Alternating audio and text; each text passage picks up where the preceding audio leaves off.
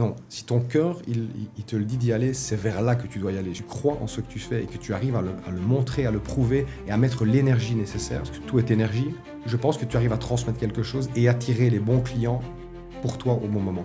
À un moment donné, si tu n'as pas l'envie de le faire et que tu ne mets pas tous les moyens d'y arriver, je ne pense pas que c'est possible. C'est que j'ai appris qu'il faut t'entourer de très bonnes personnes. Parce que c'est ton levier. C'était ton rêve d'être expatrié.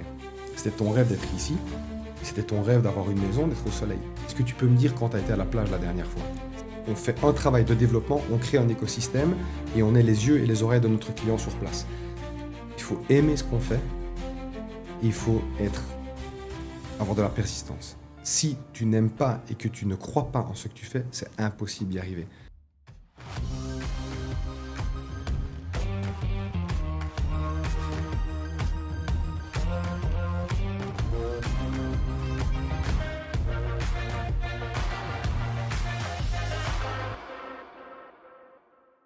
Bienvenue, Merci. comment vas-tu? Très bien, merci beaucoup. Toi aussi? Très bien. Écoute, j'ai pas préparé de pitch de présentation, ce que je peux habituellement faire avec mes invités, qui est généré par ChatGPT d'ailleurs. Ah oui. J'aurais pu faire l'exercice. Je l'ai pas fait parce que j'ai envie de te laisser te présenter de la manière dont tu as envie, comme tu le souhaites, nous dire qui tu es, qu'est-ce que tu fais, et après on va aller de l'avant dans cet épisode. Parfait, merci beaucoup de me donner l'opportunité de me présenter. Je m'appelle François Xavier, j'ai 44 ans, je suis belge, ça fait 20 ans que je travaille partout dans le Golfe, je suis marié, j'ai 2 enfants, je suis très heureux et j'adore énormément le business que je fais qui est d'aider des sociétés européennes à se développer. Donc j'ai créé une société qui s'appelle LD Export il y a 20 ans, c'est arrivé d'une idée un peu saugrenue et bizarre. J'ai rencontré une personne, c'était une femme, du côté de Bruxelles en Belgique, qui m'a demandé si je ne voulais pas aller en Arabie Saoudite rencontrer des partenaires distributeurs pour elle. Donc moi j'ai fait des études de commerce, j'avais une notion de distributeur, mais comme on peut l'avoir théoriquement quand tu fais des études, et elle m'a donné des fax. Bon, ça remonte, malheureusement. C'est vrai que c'est plus d'actualité, les fax. Et j'ai pris un billet d'avion et je suis parti en Arabie Saoudite. Alors, ça a été l'aventure. Je dis toujours que je suis parti avec une grosse valise rouge. Je la vois encore comme si tu partais en vacances. Et quand je suis arrivé à l'aéroport, déjà, il y avait tous les papiers à faire parce que c'était très difficile d'aller en Arabie Saoudite à l'époque, ce qui est beaucoup, beaucoup moins le cas maintenant. Et quand je suis arrivé, là, j'ai eu 50 personnes qui m'ont sauté dessus. Taxi, taxi. Je me suis dit, où est-ce que je suis tombé? Les gens habillés différemment, complètement hors Europe, en fait. Ouais. Pas du tout ce que j'avais pas bien préparé ça. J'avoue qu'honnêtement, c'était plutôt un peu comme un examen à l'école. J'étais payé pour aller en vacances, pour voyager. Et puis je suis arrivé, j'ai rencontré tous ces gens. J'ai vu un dynamisme, j'ai vu une gentillesse, j'ai vu un accueil incroyable. J'ai vu qu'ils avaient beaucoup de réserves, beaucoup d'argent, mais qui produisaient rien. Et donc je suis rentré chez moi et j'ai dit à mes parents, je crois que je vais me lancer là-dedans. Mes parents m'ont dit, je le dis toujours, ils m'ont dit, on n'a pas d'argent, mais si tu veux, tu fais ce que tu veux, quoi. Hein. On te suivra. Tu peux faire ce que tu veux. Je me souviens qu'on m'a dit, ta chambre est toujours là, tu as ton bureau, si tu veux revenir. Si tu veux revenir. Et puis je me suis lancé. Et pendant cette grosse année, 7, 8, 9 années, j'ai eu très difficile. Parce qu'en fait, si tu veux, l'Arabie Saoudite, c'est pas le marché que c'est maintenant. Donc j'allais frapper à la porte et on me disait ah oui, c'est bien gentil, le concept a l'air sympa, mais tu sais, il y a l'Allemagne, tu sais, il y a les États-Unis, il y a la Chine, il y a les BRICS. Donc l'Arabie Saoudite, on y pensera après. Mais par contre, si jamais tu connais quelqu'un qui est intéressé par nos produits ou nos services, on te donnera une commission. Donc extrêmement difficile pour moi de créer un business model qui fonctionne. Et donc petit à petit, avec beaucoup de voyages, on pourra en revenir si tu veux, des fois, sincèrement, quand je pense ce par quoi je suis passé, et après 20 ans, je suis très content d'être là où je suis. C'est pour ça que j'avais vraiment envie de dire en entrée que je suis heureux de faire ce que je fais. Mais je sais pas si je le referai. Ouais. Ouais. Déjà, tu es en train de souligner quelque chose. Enfin, déjà, tu me dis 7, 8, 9 ans où ça a été super dur. Comment on tient 7, 8, 9 ans dans un pays qui n'est pas le sien? Quand tu dis que c'est super dur, business en parlant aussi. Et en plus, on parle pas des Émirats, parce que déjà, les Émirats, il y a 20 ans, il n'y avait pas grand-chose. Là, on parle de l'Arabie Saoudite. Je pense que c'était un curseur en arrière encore. Oui. C'est Qu'est-ce qui te fait rester en fait au final? Tu vois une opportunité où tu n'avais pas du tout envie de rentrer en Europe et tu sais, tu as ce côté un peu peut-être visionnaire où tu te dis, bon, en fait, je pense que ce truc-là va exploser, il faut juste que je persiste et que je reste. Ouais. C'est une très bonne question. Moi, je me suis dit, quand je vois ce marché, il y a beaucoup de jeunes, il y a une demande incroyable. Je sais qu'en Europe, il y a des difficultés à aller vers les pays arabes. On ne les comprend pas. C'est toujours le cas maintenant. On en reviendra après. Et je me suis dit, si je fais le lien entre le Hmm. monde arabe et, à la base, à la vraiment base, je voulais aider des sociétés wallonnes, donc de Belgique, de la partie francophone. Je voulais les aider parce que je trouvais que on avait une qualité, un savoir-faire, mais que malheureusement, on ne le montrait pas à l'international. On était petit, tu vois, une mentalité un peu petite en disant on est bien ici, si on vend un peu en France, c'est déjà bien, si on vend un peu en Hmm. Allemagne. Et puis je me suis rendu compte qu'il y avait beaucoup d'autres pays ou d'autres régions qui souffraient du même problème. Donc maintenant, on travaille pour des boîtes de tous les secteurs Ouais. d'activité, partout en Europe et en Grande-Bretagne.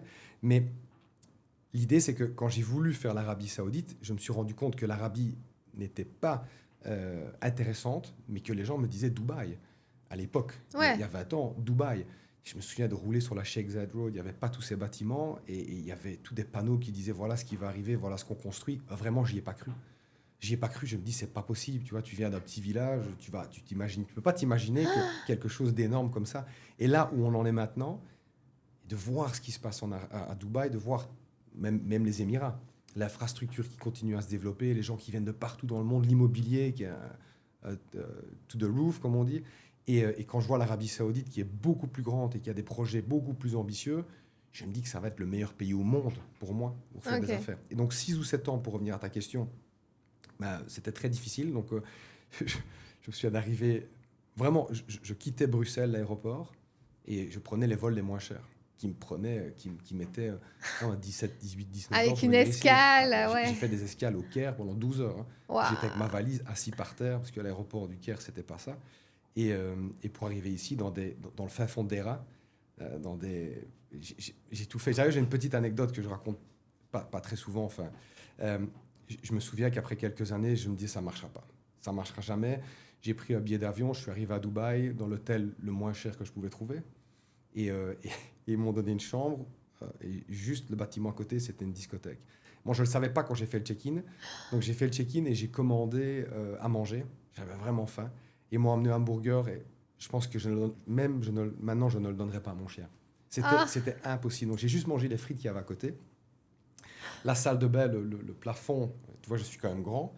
Le plafond, impossible de mettre debout. La douche n'allait pas.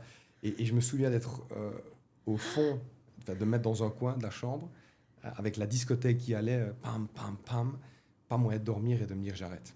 Je vais travailler dans une banque, je vais devenir assureur, peu importe, je rentre, j'arrête. Et Je retourne dans la chambre de mes ah, oui, parents. c'est vrai, voilà, Ça sera mieux, ça je sera plus retourne. confortable. Et en fait, ce même voyage, je représentais une société allemande qui faisait des planches d'échafaudage. Tu sais, à Dubaï, ils construisaient partout, il y Et avait ouais. énormément besoin de ça. Et je suis arrivé et j'étais en négociation depuis deux, trois fois, deux, trois voyages, parce que tu sais qu'il faut voyager beaucoup, rencontrer beaucoup les gens, ça se fait Surtout pas à d'une fois. l'époque, parce qu'il n'y avait pas la visio, les Google Meet, Pas les WhatsApp, Zoom. pas Internet. Je veux dire, Ouais. on n'avait pas les mêmes moyens qu'on a. Si Internet n'est Ouais, pas les donc tu étais mêmes obligé moyens de que maintenant. venir en présentiel pour faire ta négo. Exactement, c'était un autre monde, quoi. C'était le Moyen Âge, quoi, si tu veux, quand tu regardes maintenant. Et quand je suis arrivé, je me souviens d'être assis avec la personne et qui me dit, OK, on a regardé, papa, mais j'avais encore des échantillons. J'étais arrivé de Belgique avec un échantillon de planches d'échafaudage en bois. Et, euh, et le gars me dit, OK, super, c'est bien, on va prendre 48 conteneurs. Waouh. Et là, je me suis dit, waouh. Et je pense que c'est là que ça a commencé un peu à décoller, puisque j'ai fait un copier-coller de ça en Arabie Saoudite. Et j'ai eu la chance, je ne crois pas en la chance, on en discutera peut-être après, mais je n'y crois pas du tout, de rencontrer maintes fois un Saoudien qui m'a fait confiance sur Hmm. ce projet et qui a discuté à travers son réseau en disant il y a un Belge qui vient souvent, que j'ai vu, je lui ai fait confiance, tout s'est bien passé, si vous cherchez quelque chose, n'hésitez pas. Et je me souviens que c'est la première fois que je recevais des appels 00966, tu vois, comme le préfixe de l'Arabie Saoudite. Sur mon téléphone, je voyais ça, je disais, ouais, et ça a commencé à démarrer. Et c'est là que ça a vraiment démarré, parce que j'arrivais chez des prospects, je leur expliquais le succès que j'avais eu, ce qui s'était passé, la connaissance marché, et petit à petit. Puis il y a eu tout le phénomène des Émirats Arabes Unis, Dubaï, ça a été un grand boom. Après le Qatar. Et puis maintenant, je pense qu'on est dans l'ère Oui, de du coup, l'Arabie tu en as Saoudite. vendu beaucoup des planches d'échafaudage. Alors, par la suite.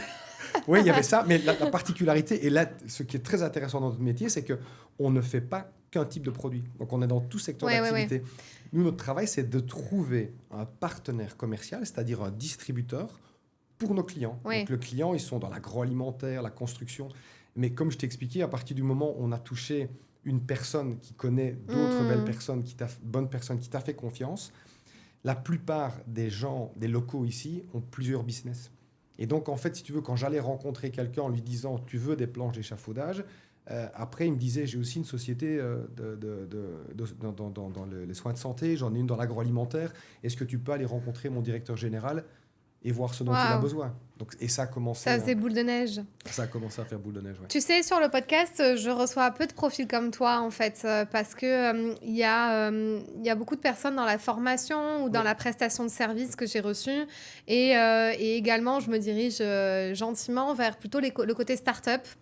Mais au final, ce qui est super intéressant, c'est, tu vois, je trouve que peu importe le secteur, peu importe l'industrie, peu importe si on ne comprend pas vraiment ce que tu fais, toi, tu vois, quand on nous écoute, ce qui est intéressant, c'est le parcours, les embûches et qu'est-ce qui a fait que tu en arrives là, parce qu'il y a tellement de similitudes avec les autres parcours, sauf que la différence avec toi, c'est que c'est un peu plus, on va dire, on peut toucher physiquement des choses, entre guillemets. Tu es l'intermédiaire entre deux mondes, si je comprends bien. Ouais.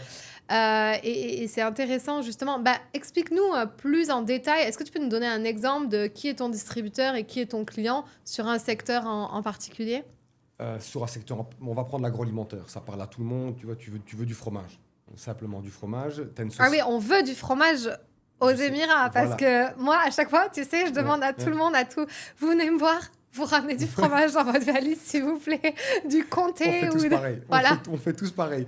Et donc, il y a beaucoup de restaurants, donc ils ont besoin de produits agroalimentaires. Mais à partir du moment où tu es en Europe et tu produis, ça peut être de la viande, du poulet, ça peut être n'importe quoi, tu as besoin, pour vendre ici, d'avoir un relais local. Et ce relais local, on l'appelle le distributeur. C'est pas possible pour un producteur français d'aller directement au supermarché du coin ou d'aller directement dans un restaurant en disant « est-ce que tu veux acheter mon fromage ou autre chose ?» Ce que tu as besoin, c'est d'avoir quelqu'un qui va t'acheter des conteneurs complets et lui les redispatcher sur son marché via ses canaux de vente, que ce soit des hôtels, des restaurants, les retailers qu'on appelle les supermarchés, et les différents endroits où on pourrait consommer. Et donc, nous, notre travail, c'est qu'on a développé un réseau de 4500 distributeurs dans tout secteur d'activité, mais ce sont des distributeurs que, après 20 ans, on a rencontrés, parce qu'on est plus ou moins 30 dans la société maintenant. Donc, c'est des distributeurs qu'on a rencontrés, avec qui on a fait des affaires ou pas, mais qui sont fiables, qui travaillent avec la méthode un peu européenne, ça c'est très important, qui ont une très bonne réputation sur le marché. Et nous, on leur propose de prendre la distribution de nos clients. Mais on est aussi dans la construction d'hôpitaux, on est aussi dans la construction de stades de football. On est vraiment dans tout secteur. C'est une société qui vient, qui dit « je veux aller sur ce marché, j'ai besoin d'avoir un relais, je sais qu'il y a du potentiel, mais je n'arrive pas à trouver ce bon partenaire pour moi, trouvez-le nous ». Et nous, c'est notre travail d'agir comme le responsable export de notre client sur cette zone. Je suppose que tu t'es pas lassé de ça parce que tu as fait évoluer. Bon, tu es passé aussi en société, puisque tu bossais sûrement pour les autres avant, au début, ce que tu m'expliquais. Tu as fait évoluer, mais finalement, est-ce que tu n'as pas voulu changer des choses à un moment donné où tu n'en as pas eu marre, ou tu vois, ou peut-être que tu en as marre maintenant, je ne sais pas, après 20 ans, mais est-ce que tu as senti des fins de cycle chez toi ou sur le marché en général, ou d'autres acteurs qui arrivent, qui prennent un peu la place ou le lead, tu vois, il faut toujours te réinventer. Est-ce que tu as vécu des moments comme ça un peu plus challenging ? Ta dernière phrase, je pense qu'il faut constamment se réinventer. Et on n'a pas le choix. Je prends l'exemple de maintenant. On est en 2026. 2024, pour nous, ça a été la plus belle année. C'était incroyable. Je dirais que tout le monde voulait aller en Arabie Saoudite. Les gens mettaient les moyens pour y aller. Et puis 2025, tu arrives avec les conflits géopolitiques. Et en fait, je pense que beaucoup de sociétés ont le cash, mais ont peur. Et ils restent sur des acquis. Et ils ont difficile d'ouvrir des nouveaux marchés. Donc, on voit, qu'est-ce qu'on a dû faire ? On a dû s'asseoir et réfléchir à comment orienter notre offre de manière à continuer à donner un service de qualité, mais que ce soit plus intéressant, que ça résonne plus avec le moment actuel, si tu veux. Ouais, mais là, tu parles de 2024-2025, donc Ouais. c'était hier. Euh, Tu vois, sur 20 ans, Ah est-ce oui. que toi, de façon...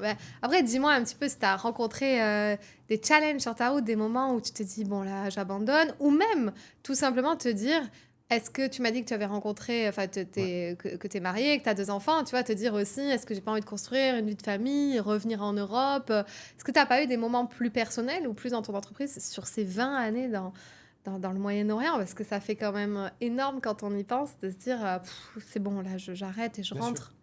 Mais je pense d'abord que c'est une passion. Parce que si tu ne fais pas ça en aimant tous les jours ce que tu fais, il faut passer à autre chose. Alors, c'est très bateau. Non, Mais mais moi, un ouais. conseil à mes enfants, des fois, enfin, mon fils a 13 ans, ma fille a 10 ans.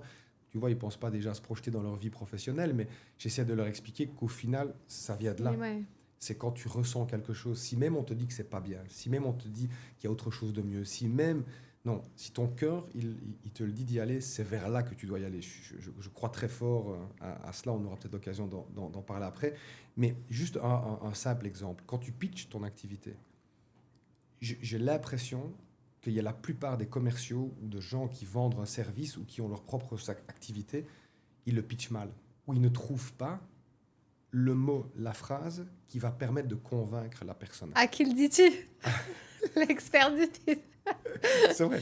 Donc et en fait, pour être très clair, je pense qu'il m'a fallu une petite dizaine d'années Waouh. pour pouvoir comprendre ce que mon interlocuteur, un prospect, souhaitait entendre. C'est long, c'est dur, ouais. Et en fait, le nombre de fois où j'y allais, j'expliquais et je rentrais dans des explications qui étaient. Puis je sortais de là, je me disais, c'est pas juste ce que tu as fait, c'est pas bien. Et tu essaies de revoir.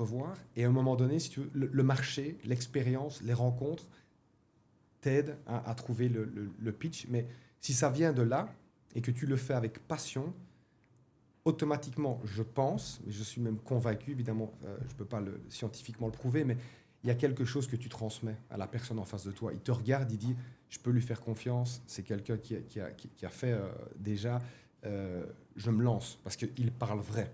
Donc c'est très rare, je trouve quand même, de trouver encore des gens qui viennent devant toi et qui parlent vrai. Donc Hmm. il faut avoir vraiment une passion et constamment, vraiment constamment se réinventer. Encore un autre exemple, je me souviens que tu sais, pour pouvoir faire ce business, j'étais obligé de facturer. Tu ne fais pas un business sans facturer à un moment donné. Et le nombre de gens qui me regardaient en disant tu es jeune, qu'est-ce que tu vas m'apporter Si tu m'apportes quelque chose, je te donnerai 2%, 3%. Et je me souviens de ce monsieur où j'arrive un jour et il était dans la construction. Il faisait des toitures, je pense, métalliques. Et il était intéressé par tous les entrepôts qui se construisaient ici, tu vois. Il me disait, écoute, il m'a dit, je vais pas te payer, mais par contre, si tu y vas, parce que je voyageais le lendemain, je vais te donner des brochures, tu vas les distribuer à tous ceux que tu connais, et si jamais il y en a un qui est intéressé, je te donnerai 2%. Je m'en souviendrai toute ma vie. Et il a mis une boîte, il m'a demandé d'ouvrir mon coffre de voiture, et il m'a mis un carton plein de brochures. Et je suis parti, j'ai quitté là, je suis descendu sur la place de la ville ou du village qu'il y avait, et j'ai tout jeté à la poubelle. Et j'ai dit jamais plus on me parlera comme ça. Honnêtement, j'ai dit jamais plus quelqu'un me parlera comme ça. Maintenant, je fais un service, j'offre un service de qualité, je me donne à fond. Soit les gens adhèrent avec ça, soit ils passeront leur chemin. Et je pense qu'il y a eu pas mal d'événements comme ça dans ma vie qui ont fait qu'à un moment donné, tu te réinventes et tu te développes. Tu dois voir les choses autrement. Ça bouge constamment, Hmm. si tu veux. Et tu peux pas te reposer sur tes lauriers. Tu peux pas te lever le matin et dire, OK, maintenant, j'ai un business model qui fonctionne, c'est bon. Ouais. Est-ce que tu appelles ça, cet acte que tu as fait là dans cet exemple, de la confiance en toi à ce moment-là en disant non mais... Enfin, tu sais, tu pourrais agir par peur en te disant, ou je laisse en doute, ok, peut-être que c'est lui qui a raison, c'est peut-être lui qui a les cartes, je vais quand même prendre son opportunité, sait-on jamais, etc. Et le fait d'être allé contre ça, est-ce que tu appelles ça quoi, de la confiance, ou tu sais, tu étais solide à l'intérieur de toi pour croire assez en toi? Oui, je pense à un moment donné, tu es solide. Quand tu as la passion, encore tout revient de là, quand tu as le cœur dans ce que tu fais, je pense qu'il y a plein d'embûches. Tout le long, tu auras plein d'embûches. J'ai l'impression que ça t'est mis sur ta route pour vraiment te conforter dans l'idée que ce que tu fais, c'est réellement ce que tu veux faire. Et donc, il y a plein de fois où j'ai voulu faire marche arrière, où je me suis dit non, où j'ai essayé. avec des gens qui me disaient, parce que je trouvais que le projet était génial.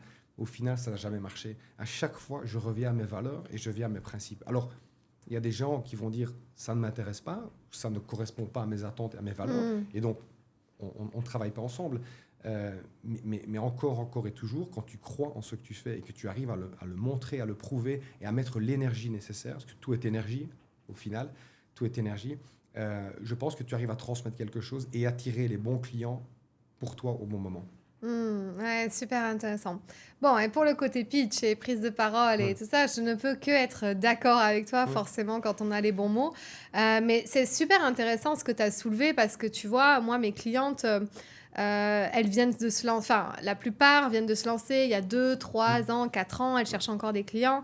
Et tu vois, je pense que c'est aussi la force que j'ai eue sur le marché de l'infoprenariat à parler de pitch parce que les gens se disent bah, si je sais pas me pitcher, en effet, je vais pas avoir beaucoup plus de clients. Mais c'est marrant que toi, tu le corrèles en te disant purée, j'ai mis 10 Ouais. ans en fait à avoir les bons mots. Ouais. Qu'est-ce qui fait que selon toi, les gens tournent en rond un petit peu dans les mots, savent pas. Comment toi, tu l'as vécu cette expérience? Est-ce que c'est parce que t'étais pas un bon orateur, c'est quelque chose que tu as travaillé, t'étais pas confiant en toi, donc tu meublais un peu à dire beaucoup, tu sais, parce qu'il y en a beaucoup, ils meublent, ils parlent, et tu dis, ah, stop, on veut pas tout ton CV, en fait, on veut juste droit au but. Il y en a qui ont peur d'être trop marketeurs dans les mots, Ouais. en disant des promesses un peu fortes ou un peu fake. Tu vois, selon toi, qu'est-ce qui a fait que tu te dis, purée, j'ai mis 10 ans, en fait, j'aurais pu être plus rapide dans ce truc de vraiment avoir les bons mots pour expliquer ce que je fais? Ou est-ce que justement, c'est parce que tu as eu l'expérience au bout de 10 ans et que tu sais exactement ce que tes clients veulent, leurs douleurs, leurs bénéfices, et tu sais exactement sur quoi t'appuyer? Alors, je pense que j'ai toujours aimé parler. Donc ça n'a jamais été vraiment une difficulté, arriver et discuter. Et je pense il y avait beaucoup d'enthousiasme. Donc là, les gens le percevaient, mais je pense que je répondais peut-être pas toujours à un besoin. Donc j'offrais, si tu veux, peut-être ce qu'ils n'attendaient pas. Où j'étais un petit peu, c'était bien, mais pas top. Donc tout ça, c'est des expériences. Et puis, comme nous, on voyage aussi avec nos clients, ça, c'est une grande chance que j'ai eue dans mon activité, c'est que tous les mois, je voyage toujours, avec des clients qui venaient de tout secteur d'activité, de tous les pays d'Europe.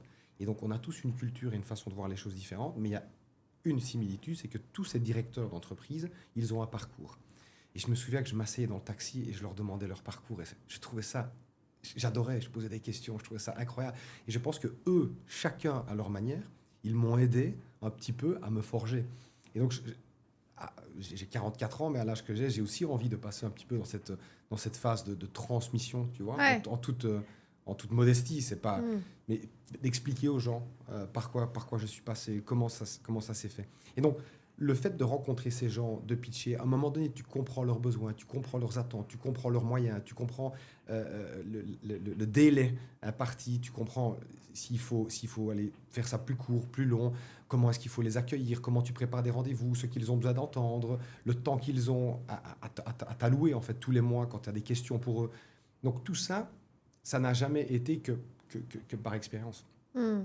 que par expérience, que par euh, la volonté. Honnêtement, tu me posais une des questions dans les 3-4 questions que tu viens de me poser. Et je pense que si je devais ou quand je devrais expliquer ça, par exemple, à mes enfants, peu importe ce qu'ils font, à un moment donné, si tu n'as pas l'envie de le faire et que tu ne mets pas tous les moyens d'y arriver, je ne pense pas que c'est possible. Je vois beaucoup de choses sur Internet, des gens qui disent qu'il suffit d'avoir l'envie, il suffit d'un moment donné mettre le... Ok, j'y crois et je crois très fort aux énergies et tout ça, mais je pense qu'à un moment donné, tu dois être ton activité du matin au soir. Quand tu développes Ouais. ton business, il n'est pas de 8 heures du matin à 17 heures. Il est tout le temps et constamment. Et c'est un petit peu la difficulté aussi, tu m'en parlais tout à l'heure, quand tu as une famille, une femme, 2 enfants, je pense que tu dois être extrêmement épaulé. Ouais. Parce que tu peux pas... En fait, si tu veux, tu manges et tu dors ton activité. Mm. Tu es constamment dedans. Parce que le soir, c'est très difficile de mettre sur pause. Là, je l'ai appris. Par exemple, 18h, 18h30, mon téléphone, il est sur le côté. Je passe du temps avec mes enfants, je passe du temps avec mon épouse, je suis chez moi. J'ai pas envie... j'avais lu un livre parce que, comme on dit en anglais, the readers are leaders. Ceux qui lisent, ce sont les leaders de demain. Parce que je pense qu'il y a tout dans les livres et dans beaucoup de livres. Et je me souviens d'avoir lu et il disait, mais enfin, si tu as un problème à 20h, quelle est la probabilité que tu le règles? Tu regardes tes emails à 21h. Tu as un problème qui arrive. c'est garanti que tu vas passer une mauvaise nuit, c'est garanti que tu vas passer un mauvais petit déjeuner, tu risques de discuter avec ta femme, avec tes enfants. Alors que concrètement, si tu vois ce problème à 21h, quelles sont les actions que tu peux mener? Rien. Puisque normalement, les gens ne travaillent plus, tu peux contacter personne avant le lendemain, 9h du matin. Donc, j'ai essayé de me mettre certaines... tu vois, je pense aussi qu'il faut essayer de t'améliorer tous les jours, toi, dans ta façon dont tu prends ton travail. Parce que comme tu manges et tu dors, travail, à un moment donné, tu es vite accaparé par ça. C'est hyper intéressant ce que tu dis, parce que je pense que dans les premières années, on est un peu tout feu, tout flamme, on met zéro limite, il y a zéro équilibre, et après, ça se tasse au fur et à mesure des années, parce que c'est pas viable. Tu parlais de ta femme et de tes enfants, du coup, comment vous avez réussi à trouver votre équilibre dans un pays qui n'est pas forcément le vôtre? Bon, tes enfants, forcément, eux, ils sont adaptables parce qu'ils connaissent que ça, j'ai envie de dire. Mais vous deux, tu vois, parce que je t'ai posé la question aussi tout à l'heure sur plus le personnel, sur ces 20 ans. Ok, l'activité se développe bien, mais te dire, bon, je suis quand même en Arabie Saoudite depuis un moment. Et puis aussi de voir ce qui se passe à la porte d'à côté, tu vois, parce que Dubaï pouvait être aussi un peu plus attrayant à des moments pour toi. Comment tu l'as vécu sur ton parcours? Donc en fait, mon parcours, au départ, j'ai tout fait depuis l'Europe. Et donc je voyageais tous les mois. Ouais. Ah oui. Mais au tout début de mon activité, évidemment, comme je t'ai expliqué qu'on ne me faisait pas toujours confiance, donc je voyageais tous les 3 mois ou 4 mois avec un petit peu d'argent que j'avais pu avoir à droite ou à gauche. Et puis après, c'est devenu au fur et à mesure des années, tous les 2 mois, tous les mois. Ah oui. Et puis tous les mois, c'était une semaine, 10 jours, 12 jours. Et puis je suis arrivé à 15 ou 17 jours par mois. Et là, j'avais dit à mon épouse à l'époque, écoute, notre fils avait à l'époque 4 ans et notre fille 1 an. J'ai dit, moi, j'ai besoin de voir mes enfants et je ne peux pas partir plus de 2 semaines par mois. Donc, est-ce que ça t'intéresse est-ce que tu serais d'accord d'aller t'installer? Je crée mon bureau sur place, je forme des gens sur place, on revient en Europe et puis je continue à faire la liaison. Donc ça, honnêtement, j'y pensais vraiment quand je lui ai vendu ça. Mais il s'est fait qu'on se plaît très bien là-bas et que tout s'est bien passé. Et puis, je pense que j'étais un peu naïf de me dire, en 1 an, je vais pouvoir créer une activité sur place, engager des gens, les former. C'est trop délicat. Donc, on est parti là-bas. Après 1 an, on s'est assis avec mon épouse. Elle m'avait dit tout de suite, je suis d'accord de partir, faire une expérience. Dubaï. Dubaï. Et en fait, moi, je lui avais dit, j'ai l'impression que l'Arabie Saoudite, c'est le marché de demain, que Dubaï, il y a beaucoup de gens qui sont sur place déjà. C'est un plus petit marché. L'Arabie, c'est unique, c'est gigantesque. Encore une fois, je pense que c'est le plus grand pays au monde. C'est le plus gros pays au monde en termes de potentiel pour des sociétés européennes. Parce qu'ils ont besoin de tout, ils ne produisent rien, ils ont une vision incroyable, ils sont assis sur des mannes d'argent. Et ils ont besoin de notre savoir-faire. Et le vieux continent, on a énormément apporté, tu vois. Et donc, je me suis dit, non, je lui ai dit, je comprends que l'Arabie Saoudite, ça va être un peu difficile pour toi, ou pour nous, je te propose Bahreïn. Bahreïn, c'est 1 demi-heure en voiture de l'Arabie Saoudite, tu traverses le pont, c'est un petit Dubaï, et il fait très bon vivre. Je connaissais pas mal de personnes là-bas qui m'ont vanté Bahreïn. Mon épouse, Bahreïn, qu'est-ce que c'est? Je vais pas aller à Bahreïn. Et puis alors, on est partis tous les 2 4 jours pour lui montrer un petit peu. Et je me souviens qu'elle n'était pas très friande. Et elle m'a dit, OK, pourquoi pas? C'est que pour 1 an. Et après, donc on est arrivé au mois d'août. Et au mois de mars, on s'est réassis. Et je lui ai dit, écoute, le business va bien. Mais je pense qu'1 an, c'était un peu trop juste. Il me faudrait une autre année. Est-ce que tu es d'accord? Oui. Et puis alors là, je pense qu'on n'a plus du tout envie de rentrer en Europe. On est très, très bien là. Et mes enfants sont acclimatés à cette culture. Ils parlent avec des gens de partout dans le monde. C'est ça qui est leurs ouf. amis. C'est exceptionnel, le niveau de sécurité, la vision, l'amabilité des gens. En fait, tout est exceptionnel. Pour moi, je suis très, très, très fervent de ce marché. Évidemment, c'est normal. Et donc, on est très content d'être là. Oui. Waouh, ok. C'est hyper rassurant ce que tu partages, parce qu'il y a plein de gens qui pourraient se poser la question et qui peuvent avoir peur aussi de faire le move. Là, si on rentre dans un côté un peu plus business du podcast, j'aimerais te poser quand même des questions sur l'évolution de ton entreprise. Sens-toi libre de parler de chiffres comme tu as envie, mais comment on fait pour perdurer en termes de chiffre d'affaires, ou alors de se fixer des objectifs? Comment toi déjà tu le vis? Comment tu le fais? Ou comment tu l'as fait à une époque. Est-ce qu'aussi, à des moments, tu as peut-être eu des propositions de rachat et tu te poses la question de te dire, OK, est-ce que je sors? Est-ce que voilà? Est-ce que voilà? Tout à fait. Et comment tu fais pour avoir une croissance soit linéaire ou pas, une décroissance en tout cas, ou d'atteindre toujours tes objectifs? Bon, c'est intéressant. Ça risque d'être long, non, Mm. mais c'est intéressant parce que si tu veux, quand tu commences seul, bien Ouais, évidemment. Et très vite, quand le business prend, tu es vite submergé. Et donc, tu veux maintenir une qualité, mais tu dois t'entourer de bonnes personnes. ouais. C'est déjà le problème numéro un.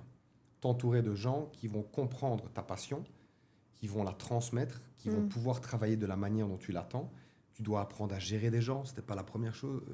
C'était pas, de prime abord, c'est pas le plus évident parce que tu travailles pour toi-même, tu es exigeant avec toi-même, mais comment sont les autres? Et c'est un autre humain qui va arriver, et donc ça, c'est très délicat. Et puis tu as une personne, puis deux personnes, et j'ai trouvé la barrière des 5 collaborateurs extrêmement difficile. Puis tu as 10, 15. Mais une chose que moi j'ai mal faite, et que maintenant j'ai corrigé depuis quelques années, c'est que j'ai appris qu'il faut t'entourer de très bonnes personnes. Parce que c'est ton levier. À un moment donné, je pense que dans notre activité, on n'a pas de concurrent.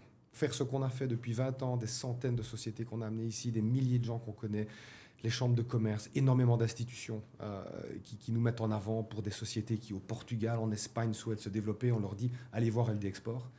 Euh, et donc, je pense que euh, j'ai dû m'entourer de personnes euh, qui avaient cette compréhension de l'activité qu'on faisait, cette expérience, euh, et qui, avec moi, s'asseyaient pour discuter de comment on allait établir le développement des prochaines années. Et donc, j'ai une vision, par exemple, très clairement, sans copier la vision de l'Arabie Saoudite, mais on a une vision 2030 que j'essaie de communiquer du mieux possible à mes collaborateurs. Mais c'est quelque chose où je me suis assis avec le management et j'ai expliqué mes idées. Eux m'ont expliqué ce qu'ils ressentaient au niveau du terrain, au niveau de l'équipe. Et donc, ensemble, on a fait quelque chose. Donc, je pense qu'un deuxième point important, c'est la communication que tu dois avoir. On est vite sans... On aura envie de s'enfermer dans son bureau parce qu'on a plein d'emails, parce qu'on a plein de rendez-vous, mais il faut impliquer tout le monde. Il faut que tout le monde sente que, j'essaie de dire ça chez moi, que chacun apporte une valeur à la société et que même si vous pensez que ce que vous faites, c'est dans votre coin, mais vous apportez Mm. une valeur. Donc, je pense que euh, il faut avoir une croissance, tu n'as pas le choix. Mais nous, 2024, on a une énorme croissance, on a réussi à en faire face, mais je me souviens de m'asseoir avec notre responsable du business développement et lui dire, écoute, on signe tous ces clients qui commencent au mois de septembre, qu'est-ce qu'on fait? C'est pas possible. Mais je dis, il va falloir qu'on trouve une solution. Donc ensemble, on a trouvé des solutions. Qui s'occupe de quoi? On a redéfini en interne, on a promu, si tu veux, des personnes en interne pour qu'ils s'occupent de plus, de différemment. Et puis en 2025, tu te retrouves avec une réorganisation de 2024 qui ne voit plus, qui n'est plus d'actualité en 2025. Pour ce que j'expliquais tout à l'heure, avec les problèmes géopolitiques, et les sociétés ont peur de se développer à l'international, gardent le cash chez Ouais. elles. Donc, la communication, engager. J'ai une petite anecdote, parce que tu aimes bien les anecdotes. Un jour, je travaillais, on était à Bahreïn, tu sais, j'avais l'impression d'avoir un temps limité, évidemment, pour pouvoir réussir ce que je voulais faire avant de rentrer en Europe avec ma femme et mes enfants. Maintenant, j'ai plus ça sur mes épaules. Mais je me souviens d'un jour, mes enfants vont au lit et je vais à côté de ma fille et je lui dis, ah, bonne nuit. Elle me dit, papa, on te voit jamais. Et, euh, et je lui dis, mais une réponse, ça me fait plaisir de l'expliquer ici parce que je trouve que c'est une réponse tellement nulle que ça permet d'être partagé. Je lui ai dit, mais attends, tu fais de la gym, tu as été chez le dentiste, il faut quelqu'un qui travaille pour payer ça. C'est pas du tout ce qu'un enfant a envie d'entendre. Et donc, je lui explique ça et je monte et je vais voir mon fils et je lui dis, bon, ta soeur, ce qu'elle vient de me dire, tu dis, il a 3 ans de plus, donc je me dis, il me dit, elle a raison, papa. Je lui dis, comment elle a raison? Et il me dit, écoute, c'était ton rêve d'être expatrié. C'était ton rêve d'être ici. C'était ton rêve d'avoir une maison, d'être au soleil. Est-ce que tu peux me dire quand tu as été à la plage la dernière fois? C'est ces mots, mot pour mot. Et je lui dis, mais alors qu'est-ce que tu ferais si tu es à ma place? Mais il dit, papa, pourquoi tu engages pas plus de gens, tu les formes, et si ça va, ça va, si ça va pas, t'arrêtes. Donc c'était un résumé très, très, C'est très trop rapide. mignon. C'est un résumé très rapide. Waouh. Mais je me souviens d'être descendu, d'avoir dit à mon épouse, mince, mes enfants viennent de me mettre une grosse baffe. Ah ouais. Ils viennent de me mettre une grosse baffe. Et donc, je pense pas que ça a été le déclencheur, mais ça a contribué, si tu veux, dans ma continuité à penser à plus déléguer, à être peut-être en tant que responsable de société moins dans l'opérationnel. Parce que si tu es dans l'opérationnel, tu mets en fait un peu une pression sur les gens autour de toi. Moi j'estime que tu engages quelqu'un, c'est parce que tu as confiance en lui et que tu as une vision, tu lui partages cette vision et laisse-le le faire. Et j'ai remarqué qu'au final, on a toujours tendance à vouloir avoir main mise sur tout au cas où quelque chose de grave se passerait. Mais quelle est la probabilité que quelque chose de grave se passe? Si même il y a un mauvais email, tu peux toujours expliquer. Il peut rien avoir de grave. Donc voilà. C'est chouette, c'est fou. La vérité sort toujours à la bouche des enfants. Il avait les bons mots. Ah, c'est chouette. Et du coup, pour revenir sur ce côté un peu business, on t'a proposé de te racheter ou de faire des offres ou d'avoir une synergie avec un groupe peut-être ou comment t'envisages les choses? D'ailleurs, est-ce que tu as 100% de ta boîte t'appartient ou est-ce qu'à un moment donné, tu as... Je suis 100% propriétaire de mon activité. On n'a jamais voulu avoir de business angel ou d'investisseurs externes. Ça me ramène sur un autre sujet, après je reviendrai à ta question, c'est le choix entre faire ça seul ou faire ça avec quelqu'un. Je pense que c'est très difficile d'avoir une dynamique d'associé, avec deux personnes qui tirent le wagon dans la même direction et qui mettent les mêmes efforts et qui ont envie d'arriver à un même but. De ma petite expérience de 20 ans, maintenant un peu plus, j'en ai pas beaucoup vu des partenariats à succès. Maintenant, je pense que c'est extrêmement profitable si tu démarres avec quelqu'un qui a une expérience qui est complètement différente de la tienne. Si j'avais fait ça avec quelqu'un et j'ai eu des expériences malheureuses où tu penses qu'avec quelqu'un, tu vas développer, ça va aller plus vite et tu te rends compte que c'est difficile. Mais je pense que faire le travail seul, c'est très difficile parce que tout est sur tes épaules. Si ça rate, c'est toi. Si ça réussit, c'est toi. Que quand tu es avec quelqu'un, tu peux partager un peu tes craintes, les échecs, les réussites également. Donc ça, c'était très difficile. Mais pour répondre à ta question, je me souviens, il y a quelques années, j'avais été contacté par une institution française qui m'avait dit on veut ouvrir sur les Émirats arabes unis pour pouvoir développer l'Arabie saoudite. On n'a pas la connaissance d'LD Export. On voudrait savoir comment on pourrait travailler. Et dans la discussion, ils m'ont demandé pour voir si éventuellement, ce à quoi j'ai mis court tout de suite, ça ne m'intéressait pas. Et puis on s'est revu quelques mois après, ils m'ont demandé, écoute, juste si on peut rentrer à 30%. J'ai dit non, je ne veux pas. Et ma vision à moi, c'est, tu as compris, j'ai deux enfants, je ne leur demande absolument pas de faire ce métier. Si ça ne les intéresse pas, moi, ils peuvent faire ce qu'ils veulent, j'ai aucun problème avec ça. Mais je pense que les belles années sont maintenant pour le golf. Tu as la vision 2030 de l'Arabie Saoudite, tu as la Coupe du Monde en 2034 qui arrive en Arabie Saoudite, tu as la vision des Émirats arabes unis, tu as ces deux marchés qui sont pharaoniques, qui sont en train de se développer. Si tu regardes la carte du monde, il n'y a aucun marché au monde qui se développe aussi vite et qui a autant de besoins. C'est impossible. Et donc nous, on a 20 ans, je trouverais un peu dommage maintenant de dire je revends alors que je m'amuse toujours. Alors, quand tu avais une question tout à l'heure, est-ce qu'il y a des fois où j'en ai marre? Oui, très fort. Et je pense que c'est des moments où tu dois toi-même te réinventer. Et moi, ma façon de me redéfinir, ça a été d'arrêter d'être dans l'opérationnel. Arrête d'être dans l'opérationnel. Sois plutôt l'image de ta société. Et ça, c'est une direction qui est assez difficile à prendre parce que quand tu es pratiquement seul ou que tu as que quelques personnes, tu t'occupes des finances, du marketing, du commercial, du business développement, des voyages, du suivi client. Donc, tu essaies d'avoir la main mise sur tout, mais tu ne sais pas grandir comme ça. Pour grandir, tu dois avoir des gens autour de toi, tu dois leur faire confiance et ils doivent t'aider à t'élever. Super intéressant.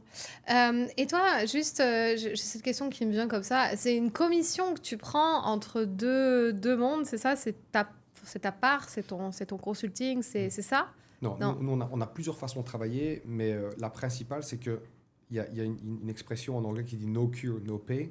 Ça, on ne fait pas. Donc, moi, Les sociétés qui viennent et qui disent si on gagne quelque chose, Ah, on te donnera. Ça, nous, on ne veut pas faire. Ce ok. qu'on fait, c'est qu'on fait un travail de développement. On devient le Middle East Export Manager de nos clients. Donc souvent, on Ah, prend une d'accord. carte de visite de nos clients, on prend une adresse email de nos clients ou pas, c'est au choix, mais on agit comme notre client.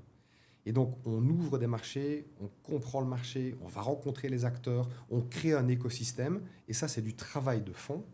Et comme on est dans tout secteur d'activité, c'est du travail de fond qui nécessite un business development fee. Ouais. Donc ça, pour ça, on a une mensualité. Ok. Alors, soit une mensualité pendant X temps, soit alors on a une partie mensualité, une partie commission, soit on a une partie mensualité plus petite et on prend un Ouais. success fee quand on trouve un partenaire. On est assez flexible dans la manière dont on présente ça en fonction. Alors, tu sais, quand tu approches une société en Europe ou quand tu es approché, parce que honnêtement, 85% de notre business, c'est du bouche à oreille. Eh oui. Ce ne sont que des clients qui viennent à nous et qui disent on a entendu parler, on voudrait. Donc la façon dont nous on travaille quand on fait une proposition à un client, c'est soit, c'est toujours un fee, comme je vais l'expliquer, parce que on fait un travail de développement, on crée un écosystème et on est les yeux et les oreilles de notre client sur place.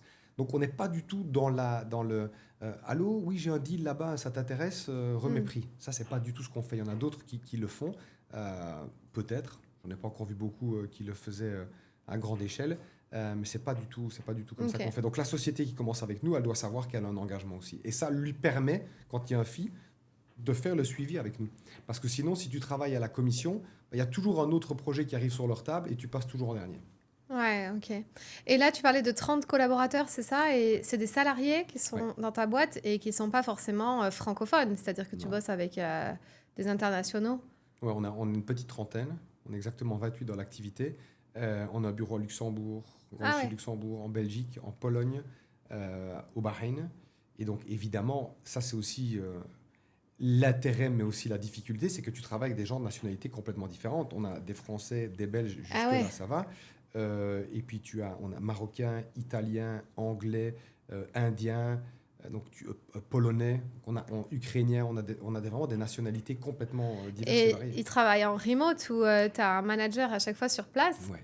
Ouais. Donc, on a un manager à chaque fois sur place. Il y a celui qui s'occupe de l'Europe de l'Ouest, le manager de l'Europe de l'Est, et puis moi, qui suis plutôt sur le bureau, Ouais. bureau Et du coup, au tu fais Bahreïn. des déplacements pour aller checker ce qui se passe? Alors, à mon avis, pas assez à leur goût. Pas assez à leur goût. Mais je rentre souvent en Europe pour rencontrer des clients, Ouais. pour présenter. Je donne beaucoup de Hmm. conférences. On donne beaucoup de conférences et de séminaires. Parce qu'il faut s'imaginer que l'Arabie Saoudite, qui est notre marché prioritaire, comme tu as compris, ça reste un marché qui est incompris.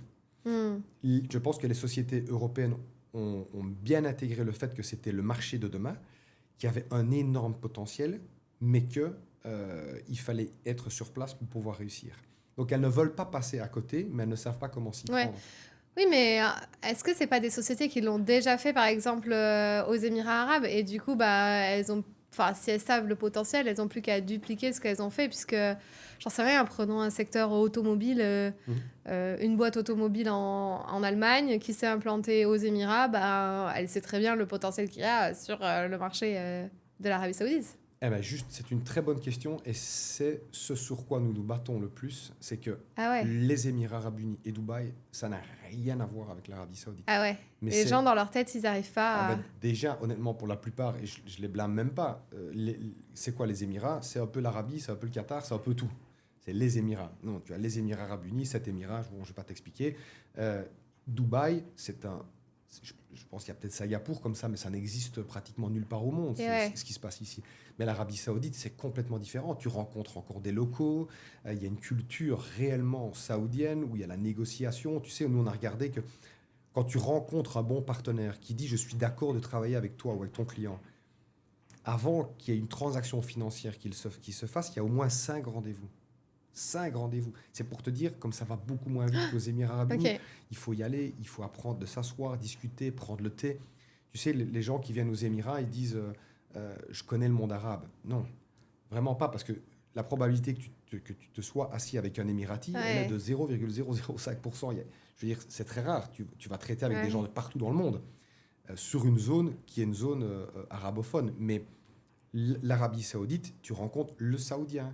Encore la société familiale où tu vas t'asseoir, il va prendre des décisions. Wow. Il y a la saoudisation. Donc maintenant, tous les Saoudiens ou beaucoup de Saoudiens ont une position managériale. Donc en fait, c'est avec eux que tu dois traiter. Et ça te demande une compréhension. Et donc ça me permet de rebondir sur ce que nous avons créé parce que tous les jours, via les réseaux sociaux notamment, on reçoit des demandes de partout dans le monde de sociétés qui disent « je veux aller en Arabie, mais comment est-ce que je peux y aller ?» Et c'est constamment les mêmes questions. Quelles sont les coutumes ? Qu'est-ce que je peux faire ? Qu'est-ce que je ne peux pas faire ? Je suis une femme, est-ce que je peux aller là-bas ? Est-ce que je dois me voiler ? Il faut que tu lances une chaîne YouTube. Et alors, on n'a pas lancé une chaîne YouTube, mais on a lancé ce qu'on appelle le Saudi Gateway Club. Ah oui. Donc le Saudi Gateway Club, c'est une plateforme qui va permettre aux membres, alors pour le coup, c'est moins de 100 € par mois, qui va pouvoir comprendre ce que je peux faire et pas faire. Ouais. Quel est le potentiel de mon secteur sur place ? On va faire des webinaires, mais des webinaires, c'est pas moi qui vais parler. Oui. On va aller chercher, par exemple, des personnes du monde de l'agroalimentaire ou de la construction qui vont venir expliquer Trop bien. ce qu'on attend, ce qu'eux attendent. Comment se comporter un rendez-vous en Arabie Saoudite ? Si tu savais le nombre de fois où j'ai la question, on aura des Saoudiens qui vont dire voilà comment on attend que vous veniez. Voilà ce que vous devez faire. Donc, on a toujours voulu faire du pratico-pratique. Ouais. On ne fait pas des rapports, on ne fait pas 150 pages avec des beaux graphes en te disant il y a un potentiel. Ce n'est pas du tout l'intérêt. L'intérêt, c'est de te dire tu as un produit, un service, tu veux aller sur place, voilà comment tu dois faire, voilà qui sont tes partenaires. Donc, c'est exactement ça qu'on veut amener.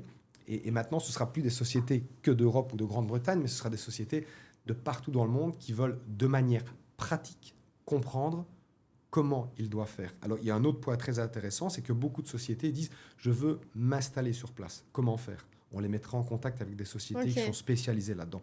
J'ai besoin de créer une joint venture sur place. Est-ce que tu peux mettre en contact avec un avocat ? On aura avec comme un fiscaliste. club, ouais, c'est ça. Je vais envoyer mes échantillons, je ne sais pas comment faire. J'envoie un conteneur, hop, une société dans la logistique. J'ai besoin d'informations sur des certificats. On te mettra en contact avec des personnes saoudiennes responsables des certificats qui viendront t'expliquer. Donc, on vient de lancer ça il y a 15 jours, 3 semaines. Trop bien. J'ai beaucoup d'espoir que ça fasse un succès. Ouais, tu as l'air très pédagogue, donc je pense que ça va bien fonctionner. Tu as vraiment ce truc de transmission. Tu es assez orateur, je trouve. Donc, merci. Il y a ce truc-là et tu te lasses pas, je pense, de répéter, alors que certains à côté pourraient se lasser, en avoir marre. Voilà. Mais on arrive à la fin de ce podcast. Je te propose de me partager, si tu as une citation, un mantra ou quelque chose que tu te répètes un petit peu ou que tu peux répéter à tes équipes qui t'inspire et qui inspire les autres au quotidien. Oh là là, c'est une très belle question. Et si tu savais, je pense que j'en ai plein. Et là, maintenant que tu me le demandes, je ne sais pas laquelle sortir. Mais comme j'expliquais, je pense que j'ai beaucoup lu. Quand j'ai eu 28, 29 ans, j'ai eu des infos. Je me suis dit, il faut que je m'intéresse au business développement. Et de là, tu démarres sur toutes les recherches, tous les livres que beaucoup ont lus. Mais mince, j'ai pas... Il faut que je réponde, c'est une bonne question. Il faut que je trouve quelque chose. Qu'est-ce que tu dirais à tes équipes ou à tes enfants, peut-être ? Si je devais donner un conseil, je pense que j'ai essayé de le résumer, c'est il faut aimer ce qu'on fait, il faut avoir de la persistance. Si tu n'aimes pas et que tu ne crois pas en ce que tu fais, c'est impossible d'y arriver. Donc je pense sincèrement, et j'en reviens à ça, c'est que ton cœur doit être dans ce que tu fais. Ça paraît un peu général, mais je pense que les gens qui ont eu cette expérience comprendront ce que je dis, parce que tu as des hauts et des bas constamment. Et ce n'est pas une relation entre toi et ton business complètement flat, où ça se passe bien tout le temps. Non, il y a des grosses difficultés, et quand tu as des grosses difficultés, il faut vraiment que tu sois accroché. Donc, je pense que c'est ce que je transmettrai à l'heure actuelle, en tout cas, à mes enfants, et c'est ce que j'espère transmettre à mes équipes. Trop bien. Où est-ce qu'on peut te retrouver si on a envie de te poser une question ou te contacter ? LinkedIn, je pense que c'est la plateforme la plus intéressante. Je pense qu'ils auront mon nom et mon prénom. On a aussi une chaîne YouTube qu'on a fait avec quelques explications, ou notre site internet, www.ld-export.com. Ok. Merci beaucoup. Avec grand plaisir. Merci à toi pour cet accueil et cette originale discussion très intéressante. Ok. Merci à toi. Bonne journée.